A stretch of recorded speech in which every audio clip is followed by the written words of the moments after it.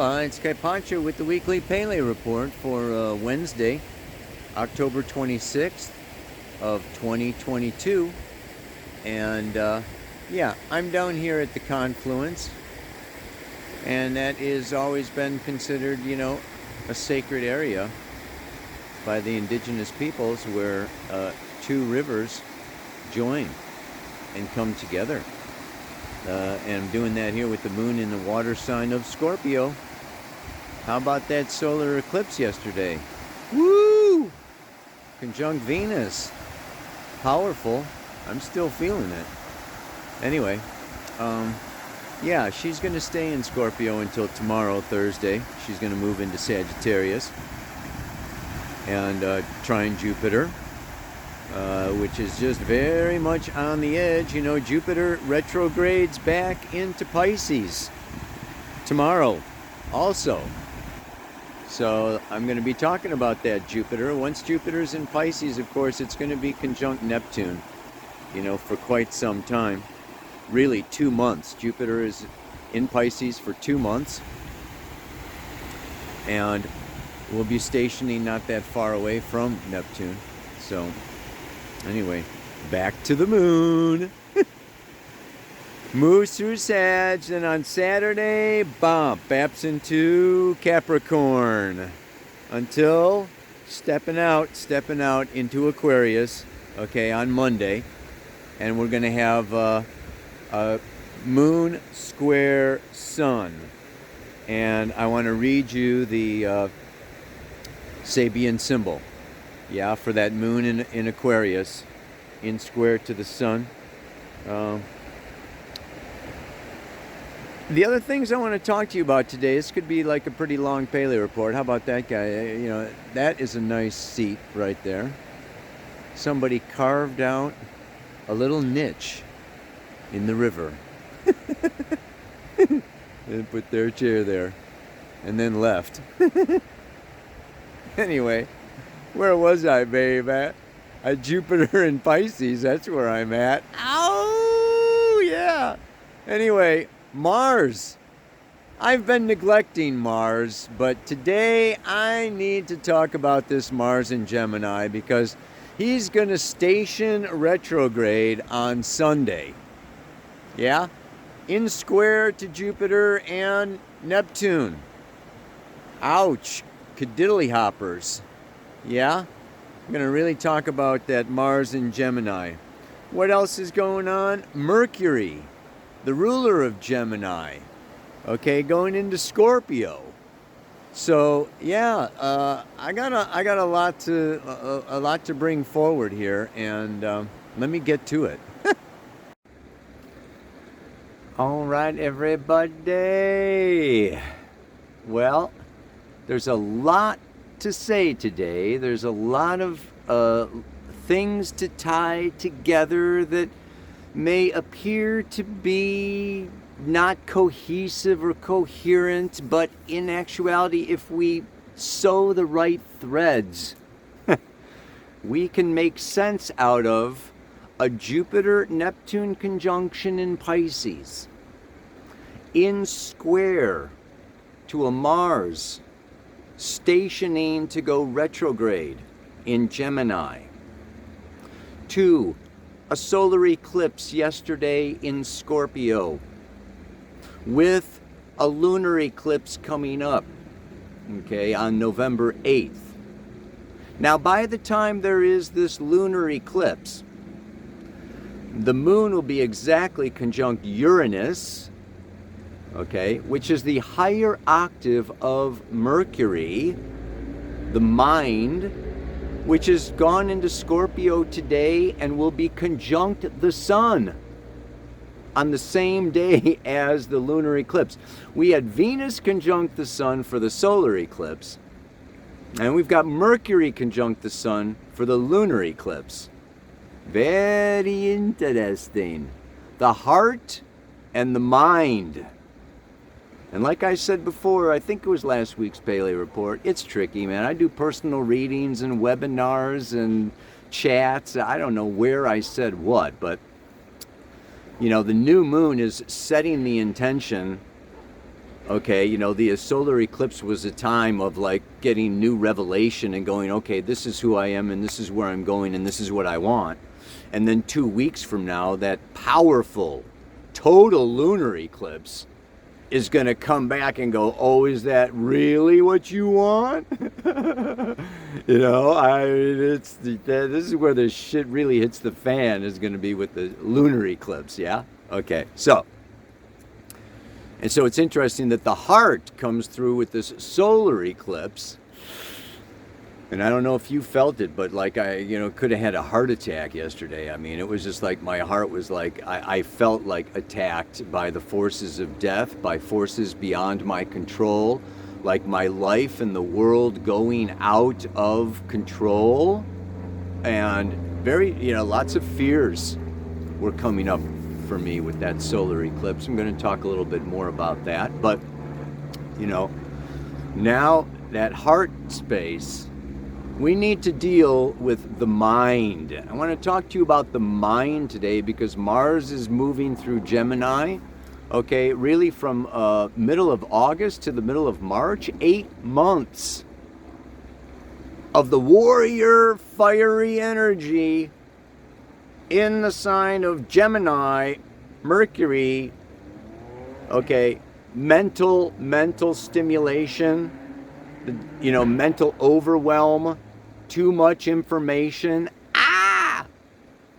So it's been direct, but now it's going retrograde. And retrograde Mars likes to be direct.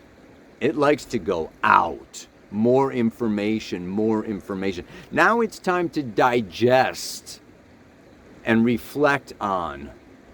Okay, and it's retrograde for like 6 weeks or so, right? I mean, I got dates here for you. Mars is retrograde until what? January 12th. It stations direct. So we have this long period. Actually, there's something about war associated with Mars retrograde because the energy that is normally released is held in and held in and held in until God knows what. Yeah.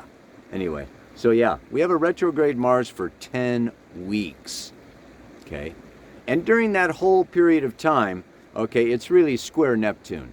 It came into square Neptune exactly on October 12th. Okay, now it stations square Neptune, goes retrograde the second time till November 20th. Then it kind of leaves Neptune. It goes all the way back to like 8 degrees. But it comes back.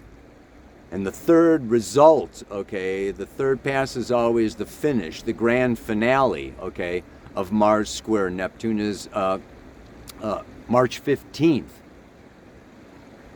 Now, the lower expression of this Jupiter-Neptune-Mars action is propaganda. Yeah? Lies and deception, from the collective unconscious or the mass media, really coming through this Mars in Gemini, which is the gadgets and the screens and the social media and everything. I mean, that's the lower energetic. But I also want to talk about the higher energetic. And I want to tie it in with all this Scorpio.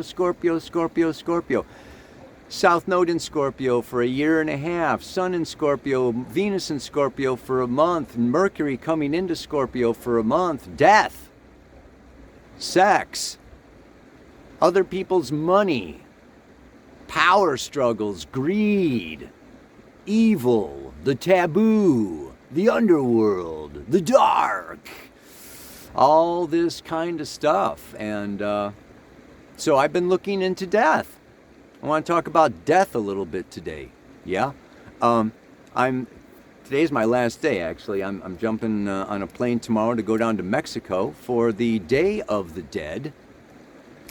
We've got Halloween coming up here in the United States, and that's a kind of a big celebration. Especially they've made it for kids more than for adults. But in Mexico, you really get the I think the real thing. I'm actually going to a workshop on death, so I'll be talking about that maybe a little more. But I'm preparing for that workshop by reading what? Boom! The Tibetan Book of Living and Dying. Yeah, baby. I'm going to read to you today. I'm going to read a lot to you today. So if you like it, good. If you don't, too bad. But this I'm just finding a lot of good stuff about here, and particularly this quote, because there's a quote of Sir Thomas More, who I was named after. It's on compassion. So the higher expression of this Jupiter-Neptune in Pisces is compassion. Yeah? And of course, squared to Mars in Gemini is active compassion. Not just sitting there feeling sorry for somebody or, sympathetic or whatever, but, actually coming out, well, the guy says it better than me, right? Sogyal Rinpoche. Amazing book. Oh, man. Anyway. Caring for the dying makes you poignantly aware not only of their mortality, but also of your own. So many veils and illusions separate us from the stark knowledge that we are dying. When we finally know we are dying, and all other sentient beings are dying with us, we start to have a burning, almost heartbreaking sense of the fragility and preciousness of each moment and each being. And from this can grow a deep, clear, limitless compassion for all beings. Sir Thomas More, I heard, wrote these words just before his beheading, in quotes. We are all in the same cart, going to execution. How can I hate anyone, or wish harm, or wish anyone harm? To feel the full force of your mortality, and to open your heart entirely to it, is to allow to grow in you that all-encompassing, fearless compassion that fuels the lives of all those who wish truly to be of help to others. Compassion. Yeah? I'm going to go on a little bit more, skip a little bit because I like this part better. To realize what I call the wisdom of compassion is to see with complete clarity its benefits, as well as the damage that its opposite has done to us. We need to make a very clear distinction between what is in our ego's self-interest and what is in our ultimate interest. It is from mistaking one for the other that all our suffering comes. We go on stubbornly believing that self-cherishing is the best protection in life. But in fact, the opposite is true. Self-grasping creates self-cherishing, which in turn creates an ingrained aversion to harm and suffering. However, harm and suffering have no objective existence. What gives them their existence and their power is only our aversion to them. When you understand this, you understand then that it is our aversion, in fact, that attracts to us every negativity and obstacle that can possibly happen to us.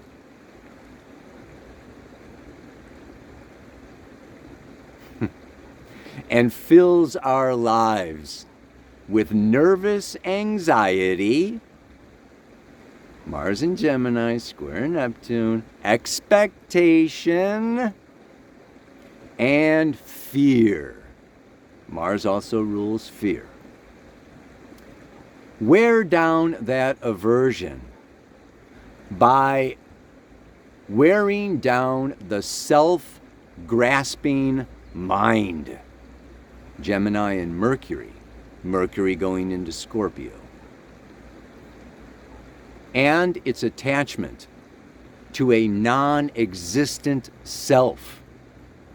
And you will wear down any hold on you that any obstacle and negativity can have. For how can you attack someone or something that is just not there? So this talks about, this is this connection, right? Compassion, kind of being the opposite of self-grasping and self-cherishing. And then connecting this self-grasping to the mind that creates these stories and these conspiracies. We are what we think in some ways. We are what we listen to and what we absorb and what we believe. This is the interesting thing I'm finding, right? I always get down on the left brain, monkey mind, mental masturbation, Mercury, blah, blah, blah, blah, blah. But this is also having to do with Jupiter, my friends. This is Jupiter and Sagittarius. This is also our beliefs. Because our mind creates a lot of our stories, judgment, guilt, and shame based on religious beliefs, religious conditioning. You know, not only was I reading about this Tibetan stuff and everything, I've been reading about Mary Magdalene and how she was a kind of a rich bitch or whatever, you know, and kind of had to give up her money and give up her position and her style and her sex to follow Jesus. There's all this kind of, whether it's Buddhist or Christian or whatever, it's just like, you know, don't have too much Taurus and don't have too much pleasure. Don't get too comfortable down here in these bodies, okay? Or cherish yourself or love yourself too much, or you're, you know, you've got, when you enter the bardos, okay, you know, or purgatory, you're gonna like suffer. Very interesting belief patterns going on here, yeah? So we want to really look at the mind, because the mind really creates a lot, yeah? And when we die, I'm going to get to that at the end of today. I'm going to go back to that book. There is another quote of what happens to our mind, our reality, our consciousness when we die. The Tibetan Book of the Dead goes into it, yeah? But before I get to that, I want to just bring forward a little bit of, I brought my library down here because I'm leaving, and I'm leaving all these books. It's my last chance to read a little bit, you know? But I'm gonna read to you from the Aquarian Teacher. Yeah, this is my Kundalini Yoga teacher training guide. And it talks about, you know, in Kundalini Yoga, they talk about the 10 bodies, 7 chakras, 10 bodies. And 3 of these bodies are mind. The negative mind, the positive mind, and the neutral mind. What's that, you might say? Well, let me tell you. The negative mind is the protective mind. Longing to belong, containment, and obedience. Can I determine if there is danger in a situation? What do I need to consider? The negative mind helps you to give form to the creativity of your soul body with the gifts of containment, form, and discernment. It instills in you a longing to belong, which in its highest expression drives you to connect very deeply with your own God self. It gives you patience to be obedient to your own inner guidance.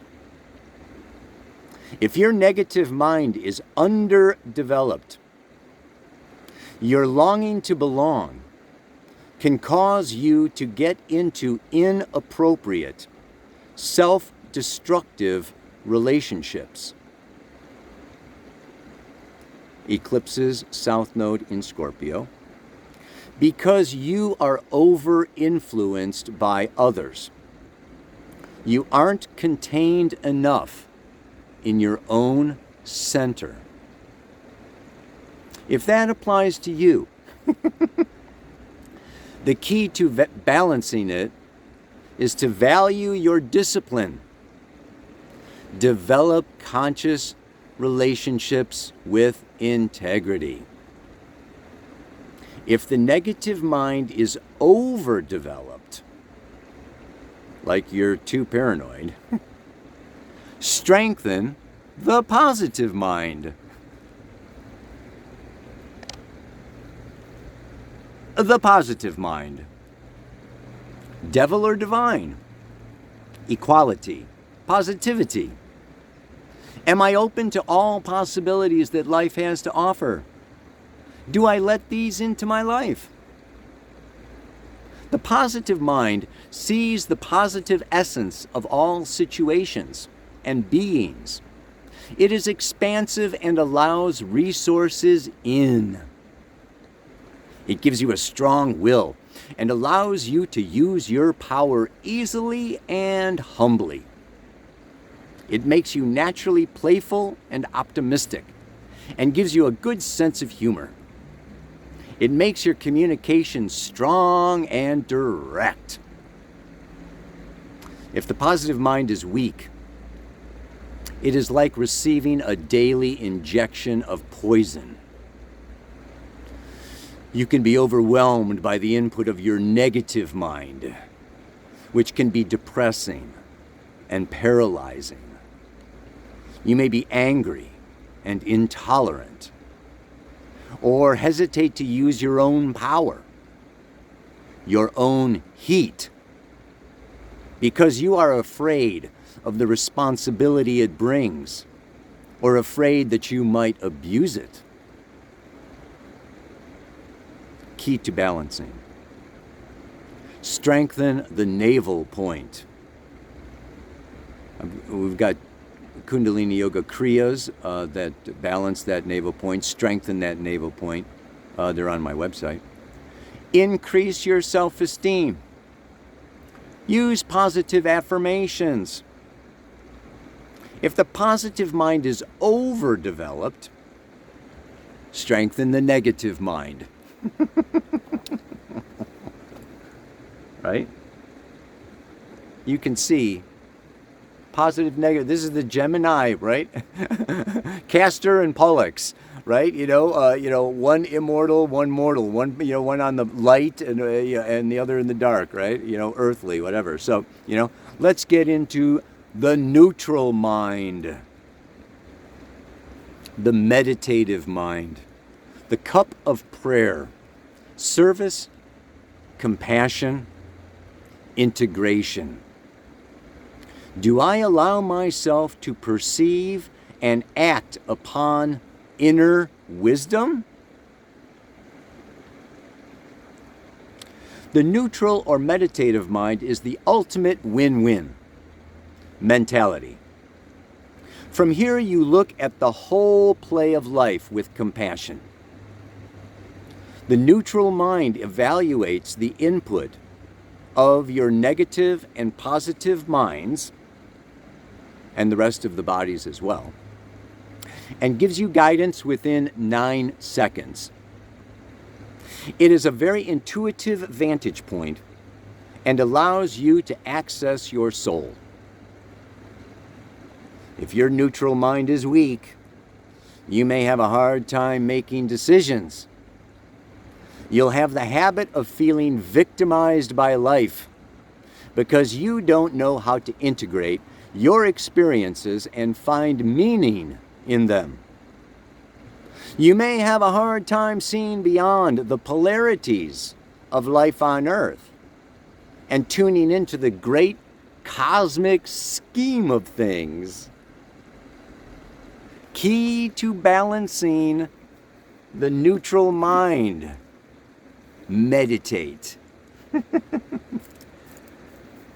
Sun is coming up, man. It was freezing up at the house and it's freaking boiling down here. Anyway, got the sun in my eye. The mind, Mars moving through Gemini. Mercury, the ruler of Gemini, coming up closer to the sun, entering Scorpio. It's basically conjunct the sun now and getting closer and closer and closer to Cazimi on the lunar eclipse.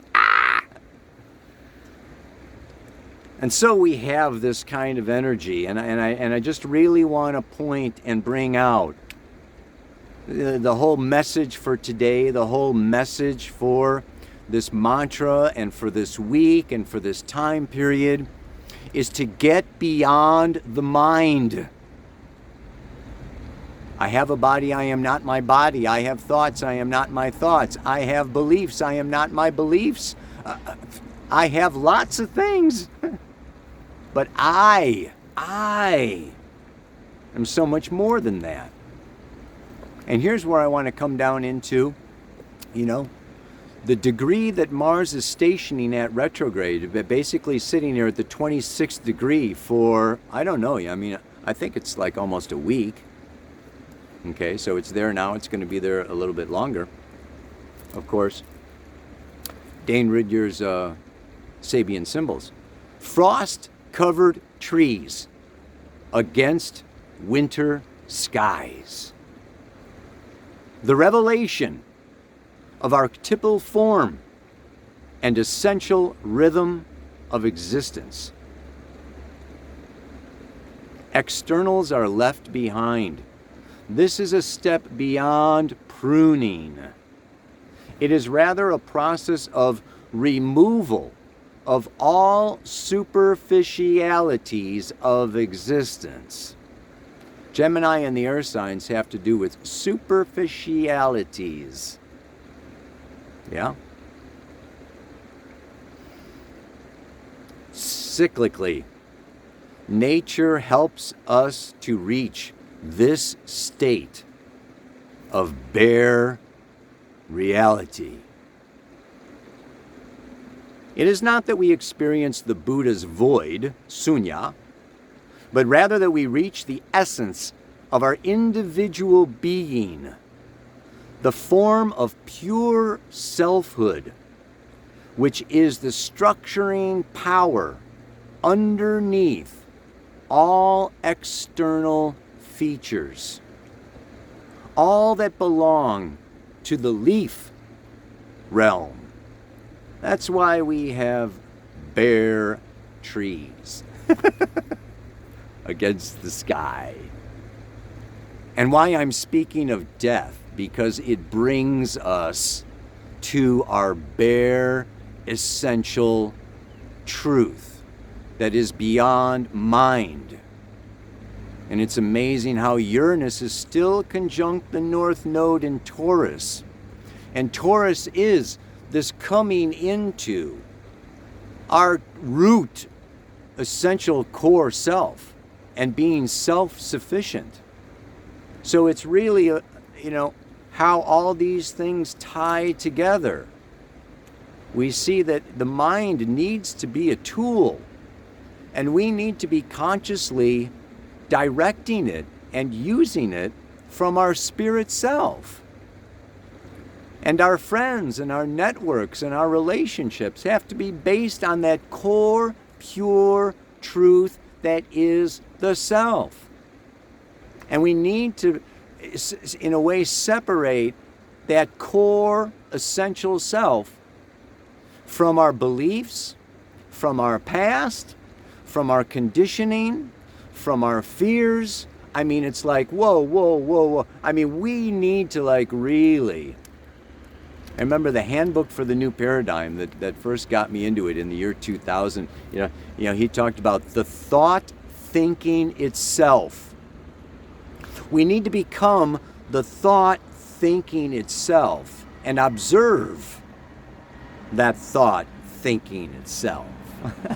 This is pretty far out there, I know, but what the heck, man? Life is pretty far out there. People are having a hard time sleeping. People are getting super overwhelmed with the too much information and too many lies and too much confusion. Neptune is confusion. Okay, in aspect to, it was in conjunct Mercury a couple days ago. Okay, a week ago. Now Mercury is, in conjunct Jupiter. That's just like overwhelm, mental overwhelm. What's going on? I'm going crazy. I'm getting like just, my mind is, like I can't sleep. I can't relax. I'm getting anxiety. I'm worrying. I'm getting shoulder problems, right? Mercury in Gemini. Mars going through Gemini. Gemini's the shoulders and the arms. And I'm just like, oh man, my neck and shoulders are fried. This is just like, Mars is really freaking pounding us right now. But let me get into, this Sabian symbol for now the first square, the first quarter moon, okay, up there in Aquarius, right? That is, that's basically happening when, did I say? Tuesday. That moon, comes around and it squares the sun, and that is in Aquarius, obviously. Aquarius, 90 degrees from Scorpio. And this is, they're at 8 degrees something. So it's the 9th degree of Aquarius. Some of you ask me where I get these Sabian symbols. This is where the moon, if you look at the chart at the beginning of the Pele Report, you will see that the moon is up there in Aquarius. And it is the 9th degree of Aquarius squaring the sun. And the symbol is a flag is seen turning into an eagle. The dynamic incorporation of new social values in individuals who exemplify the spiritual potential and greatest significance of these values. All that is implied here is the vitalization of a powerful symbol, its embodiment in a living reality, in a person able to fly in consciousness to the highest spiritual realm. The archetype is given living substance and wings. The image has become a power. You get this? The dream, the image, the archetype, the potential of Jupiter, Neptune, and Pisces can remain just that, a flag, an idea waving in the wind, right? But like, we have the opportunity coming up next Tuesday, babe, this first quarter square moon, to embody the values and the principles of a new paradigm and bring forward community, revolution, the new age, whatever you want to call it. It's heightened, liberated consciousness, breaking free from the established norms, whether they be socio-political or religious. It's time to break free. Oh yeah. And it's not through the mind. It's through getting in touch with our essence. So Scorpio has to do with death, We know that the French call the orgasm la petite death. Yeah, you know? So we die. We can die every day. We can die every minute. We can die. Let's not wait until the grand finale, okay, where our soul actually leaves our physical body. But understand that this is a cyclic process, right? You know, the leaves, the trees drop their leaves, every fall. The season of Scorpio, the Day of the Dead, this is the time, okay, where it is time to let go of what is essentially not us, not our truth, and to merge with something bigger, something greater. And perhaps also to come into conflict with forces that want to manipulate, dominate, or control us. But no, we're going to stay true. So I want to read this it's just a little bit more. I know it's a lot of reading today, but the ground, it says, which is very interesting. The ground, it has to do with Taurus, the North Node in Taurus, opposite the sign of Scorpio, death. Where is it? We often hear statements like, death is the moment of truth. Or in quotes, death is the point when we finally come face to face with ourselves. And we have seen how those who go through a near-death experience sometimes report that as they witness their lives replayed before them, they are asked questions such as, what have you done with your life? What have you done for others? All of this points to one fact. I love this guy. That in death, we cannot escape from who or what we really are. Whether we like it or not, our true nature is revealed. But it is important to know that there are two aspects of our being that are revealed at the moment of death. Our absolute nature and our relative nature. How we are and have been in this life, which is one of many lives, let's not forget. As I have explained, in death, all the components of our body and mind are stripped away and disintegrate. Should I repeat that? When you die, baby, your mind disintegrates. Yeah. Along with all your thoughts and stories.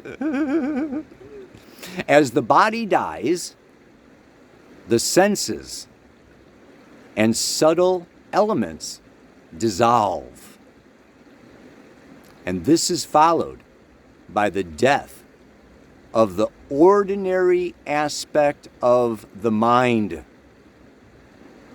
with all its negative emotions of anger, desire, and ignorance.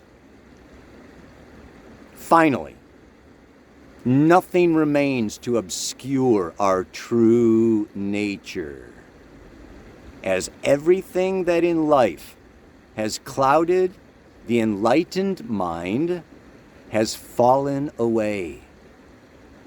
And what is revealed is the primordial ground of our absolute nature, which is like a pure and cloudless sky.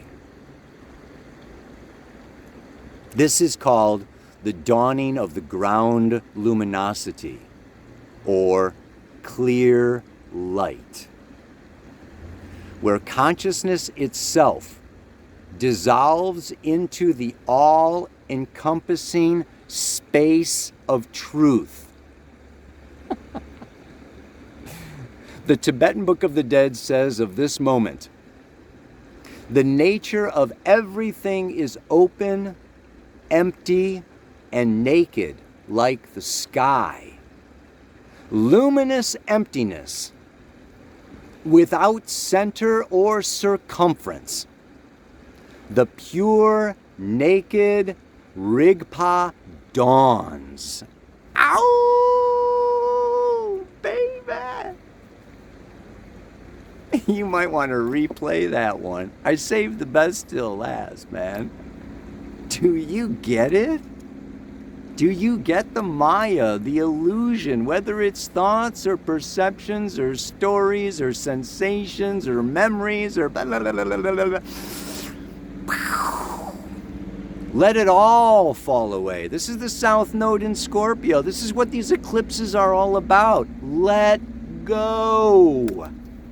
And it's scary to let go of old identities, old relationships, old beliefs, old jobs, old sources of income, old bed partners, old whatever. I know. It's hard to move into this place of luminosity. So, what you want to do is you want to repeat the mantra over and over and over again. Outside my mind, outside of time, my bare true self will forever shine. This week, may you get down to your bare, essential self and, shine. Yeah? The song for this week, I just love John Prine. Go down below in the YouTube and click on, the link for Spanish Pipe Dream. And eat a lot of peaches. Throw away your TV. Move to the country. Build yourself a home. Yeah. So, until later, have a good week. Namaste. Aloha. So much essence. So much essence. So much truth. So much luminosity. So much blue sky. Ow!